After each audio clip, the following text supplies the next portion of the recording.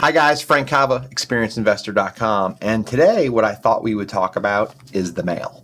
And the mail is kind of a departure from what we usually do, but this was literally the pile of mail that I had at the office when I walked in. Now, most of the time I'm not the one who gets the mail, but the mailman sometimes comes when I'm out, and when I come back, the mail's in the box, and it's always fun for me to pull up the mail. So what I'm going to do is go through what we got in the mail. First was an advertisement for Snappy Little Shirts. We got a letter from one of my attorneys in Charlottesville who's going out of business. We got one of these, and in it is a postcard that we sent out. So we'll come back to that one in a minute. We got a handful of return postcards. I've mentioned to you before, this is an inexact science. Don't worry about it. You're going to get them returned to you. Lumber Liquidators is looking to sell some flooring. The Wynn Hotel wants me to come back to Vegas. CB2. I have no idea who they are. Looks like they have nice furniture. I'll actually look at that later. And like you, I get bills from Bank of America also. So let's talk about what I got back in the mail, and let's talk about what you can do about it. So let's start with this. I've already blanked it out, so you don't have to see the lady's name, and we don't have to get in any more trouble. But this particular person sent us a piece of mail, and it says, they put like on our urgent little message, no, this man doesn't live here. They haven't lived here for years. This house isn't for sale. Now, I will be completely honest with you. When I used to be really new in this business, it used to like hurt my feelings when I would get one of these back, because I would be, you know, I'm trying to buy a house, I'm just trying to do something right, and I felt like I really had upset the person who had sent it back to me. What I've since learned, and what I've desensitized myself to, is just part of business. We're very respectful. We take people off the list when they ask us to, and we have a whole process in this office of how we do that.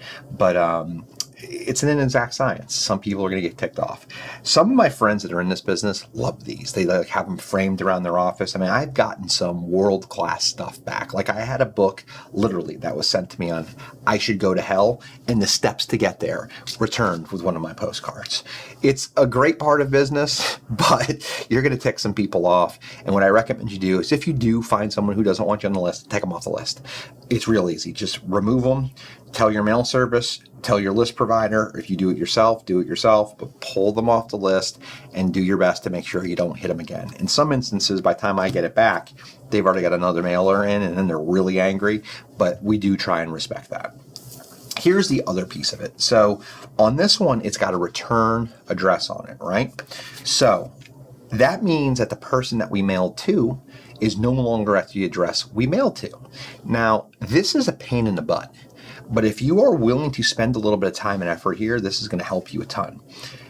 If you do what's called a skip trace, you physically go in, you look for the person that you're trying to find, and you use a service that is out there to trace that person down.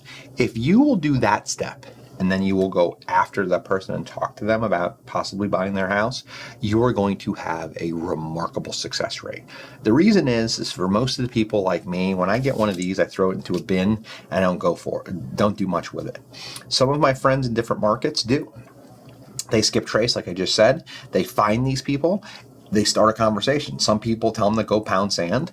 Some people they can't find. And some people are like, yeah, I did want to sell it, but I moved. I'm a renter. I keep moving, and I haven't gotten any of these mailers. So sometimes it's an untapped market for you, and you can actually buy a house that way. So what I recommend is a combination of both of those. Be very respectful of those returns. Enjoy it too. It's laugh.